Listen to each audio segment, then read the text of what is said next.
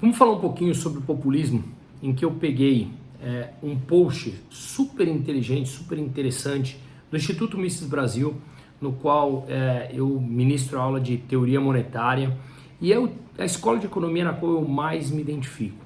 Mas antes, como todo mundo sabe, o Instagram me colocou em Shadowban, eu compartilho aqui no meu canal do YouTube, então quem puder compartilhar esse conteúdo me ajuda bastante nesse trabalho diário, até justamente porque eu acho que a gente precisa, por esse futuro desafiador que nos espera no Brasil, ocupar espaços de forma intelectual, com conteúdo, com troca de ideias, formação de grupos, com leituras, enfim, com uma série de maneiras que a gente consiga agrupar pessoas para lutar por uma liberdade individual e econômica, pelo desafio que a gente terá pela frente. Então, vamos falar um pouquinho aqui do que é o populismo e as fases pelas quais países que entram em políticas populistas passam e aonde e como é possível interromper, se é que é possível, antes de chegar no caos. Alguns países sim, outros não. Mas como eu tenho falado,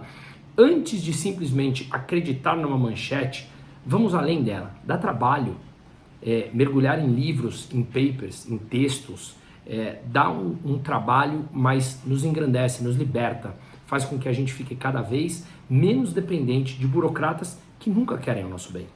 Falam querer, falam fazer políticas pensando no bem comum, que eu particularmente não acredito no bem comum, porque a economia é subjetiva, ela é individual, cada indivíduo tem a sua vontade, o seu momento de vida. Portanto, quem é alguém que sequer nos conhece para determinar o que é o bem comum? Então, países populistas, cada um segue uma maneira específica, mas sempre há pilares em comum. Então, quais são esses principais pilares que foram determinados por dois estudiosos que colocaram num artigo que chama Populismo Macroeconômico, de 1990, em que eles falaram de 4 estágios inerentes ao que ele chamou de populismo, tá? Sebastian Edwards e Rüdiger Dornbusch, desculpa se eu pronunciei aqui errado, mas é um estudo bastante interessante em que eu parei para ler esse paper depois do post do Instituto Mises Brasil e realmente eu vou tentar colocar aqui em palavras de forma simples o que economicamente acontece nesses países e sempre parece que é pelo bem comum, como eu falei, tá? Então, o populismo basicamente ele sempre tem algo em comum, que é a maciça intervenção em vários setores da economia e do social, ele incentiva o consumismo e ele desestimula investimentos no longo prazo. Então ele faz intervenções na economia, o Estado fica super grande, o Estado fica inchado, sempre ineficiente, gastando muito dinheiro, injetando dinheiro na economia e que artificialmente no curto prazo gera uma sensação de crescimento, mas isso vai custar e muito no médio e no longo prazo. Portanto, você afugenta investimentos de longo prazo e traz um crescimento, digamos, artificial nesse curto prazo que dá a sensação de crescimento.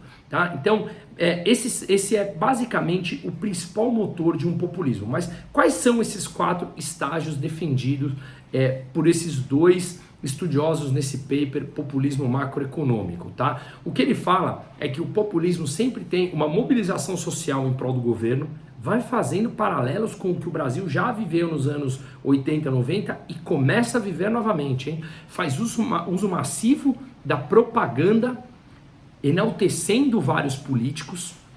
Veja que a gente está vivendo símbolos e práticas de marketing para incitar os sentimentos dos eleitores, exatamente o que a gente viu agora. E frequentemente a gente vê a eterna luta de classe presente nos livros marxistas e que agora chegamos ao desafio de ter um ministro da economia que se autodeclara marxista, em que eu já fiz um vídeo resumindo o livro dele, do Haddad, do Fernando Haddad, de 1998, em que ele enaltece o socialismo e os seus principais pontos. Esse vídeo está nos meus canais, tanto no YouTube como no Instagram. Então, esse primeiro estágio, o que acontece com a economia? Esse primeiro de 4 estágios de uma economia populista. Basicamente, o novo governo eleito, populista, ele entra fazendo um diagnóstico do que está mal na economia, do que tem de ruim na economia, que ele considera ruim, sobre aquela visão dele. E aí, a partir daí, ele implanta políticas atacando sempre as causas e não as consequências. É quando, por exemplo, um governo populista pode fazer, por exemplo, congelamento de preços, onde esse congelamento de preços, ele ataca a causa dos gastos imensos de um Estado, dos gastos ineficientes de um Estado. Está atacando a causa e não as consequências, que é o próprio Estado gastando muito e gastando mal. Mas ele, obviamente, não vai atacar as consequências, porque ele precisa das consequências, gastar mais, para permanecer no poder. Portanto, ele vai continuar gastando e vai atacar, vai culpar as causas inflacionárias, nesse exemplo. Nunca as consequências, tá? Perdão, ele vai atacar sempre as consequências e nunca as causas. Outro ponto é que ele vai aumentar os gastos. É um Estado que cresce, é um inchado, e que ele se esconde atrás da premissa e da promessa de que precisa gastar mais para dar aos pobres, para tirar dos ricos. Vai olhando o histórico do PT de vida inteira e que está assumindo o governo agora. Ele faz um incentivo ao consumismo. Quem não lembra nos primeiros anos do governo PT, em que todo mundo falava, todo mundo tem geladeira, agora eu tenho carro, agora eu vou para Orlando.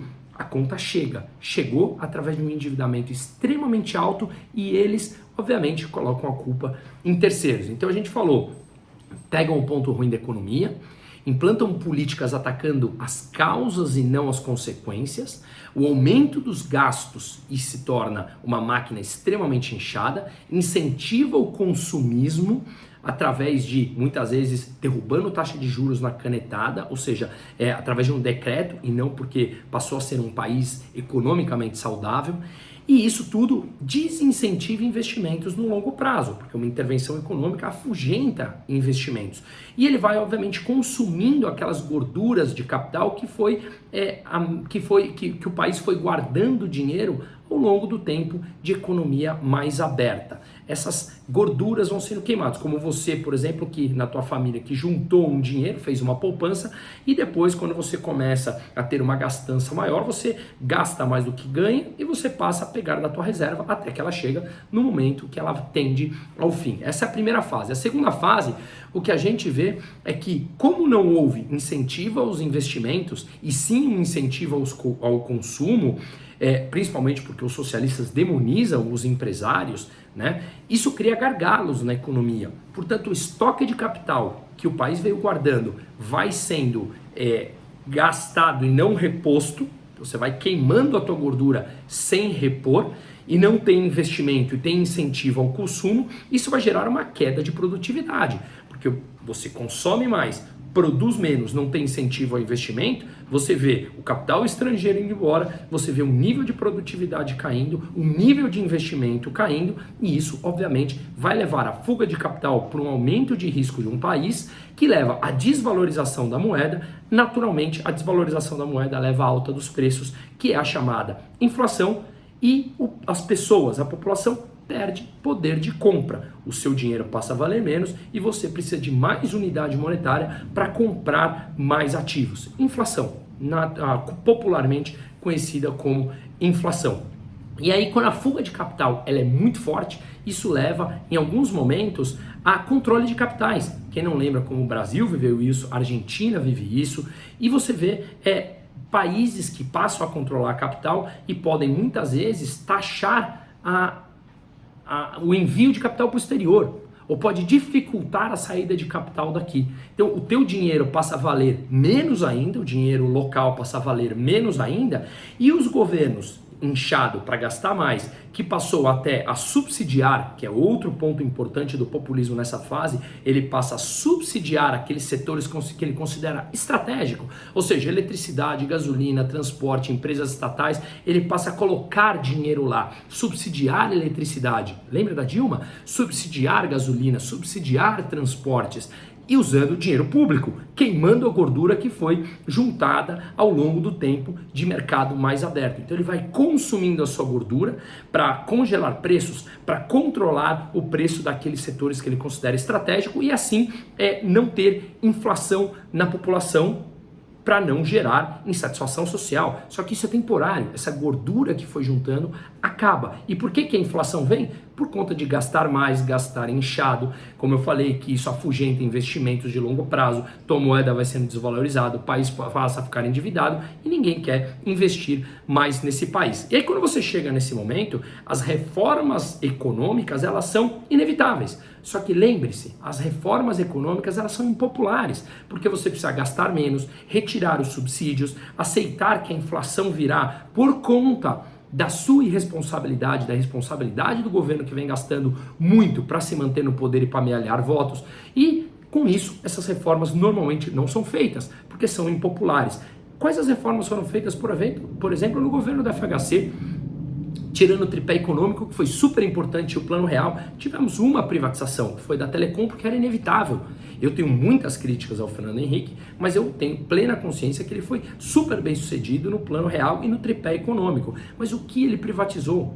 Depois, nos governos, tirando a Telecom, depois no governo Lula, o que a gente viu foram reformas que tampouco foram feitas. Quantas reformas microeconômicas foram feitas nesse último governo? Lei da cabotagem, lei das estatais, marco do gás, saneamento, enfim, reformas liberalizantes em que você abre uma empresa pela primeira vez na história em menos de 24 horas no país, enfim, autonomia do Banco Central, né? Quantas reformas a gente vem falando ao longo desses anos. Portanto, essas reformas impopulares que são necessárias para que a economia não vá à bancarrota, elas passam a ser de ultra necessidade. Só que obviamente são impopulares, então o governo populista não faz. E aí você vai para a terceira fase. A terceira fase é o que leva ao desabastecimento. Quando o governo precisa congelar preços, precisa estipular um preço teto, precisa de mais subsídios, só que ele não tem mais gordura de suas reservas para queimar. O país passa a ficar endividado. Estrangeiro não quer mais financiar a sua dívida.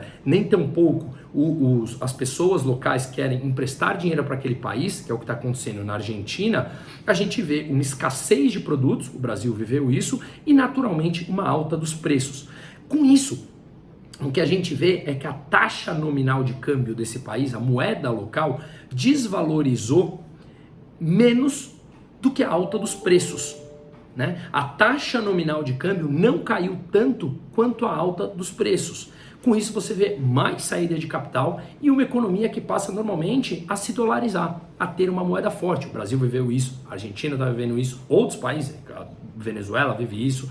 Então, o que a gente vê é um princípio de economia populista que pode chegar a isso. Como o país continua a subsidiar o governo populista, injetar dinheiro na economia, segurar preços na unha, como eu falei dos setores estratégicos, vai gerando mais déficit, mais déficit, mais déficit. Precisa imprimir mais dinheiro e ninguém mais empresta dinheiro. Com isso, mais saída de capital, mais desvalorização da moeda. Você vê uma queda de receita tributária, porque o desemprego cresce, o país passa a crescer menos, e você vê uma população fazendo mais poupança em moeda estrangeira do que uma moeda local, porque ela passa a não valer absolutamente nada. Com isso, os déficits gerando um problema imenso para a economia do país, o governo não tem outro caminho a não ser acabar com os subsídios. Ele não tem mais dinheiro para segurar o preço para esses setores estratégicos. E isso, a renda real do cidadão despencou, o país queimou as suas reservas e você passa a ter uma instabilidade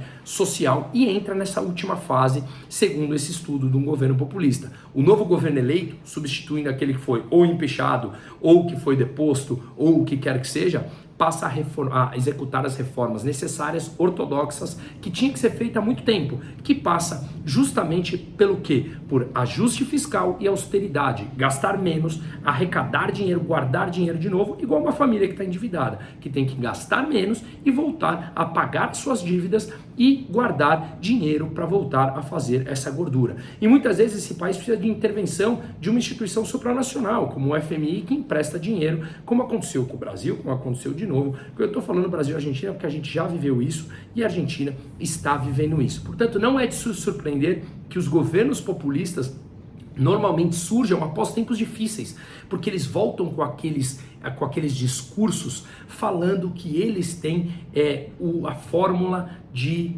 conseguir suprir, passar pela necessidade e trazer bons ventos novamente para aquele país. Só que, obviamente, poucas pessoas analisam profundamente uma economia em que foram eles, lá atrás, anos atrás, que causaram esse problema econômico. Só que eles voltam falando que eles são os salvadores da pátria e que estarão ali presentes para os mais pobres, para dar mais dinheiro, para injetar mais dinheiro, para fazer com que o pobre volte a ter a sua cervejinha e a sua picanha. E isso tem um custo muito grande alguns anos para frente.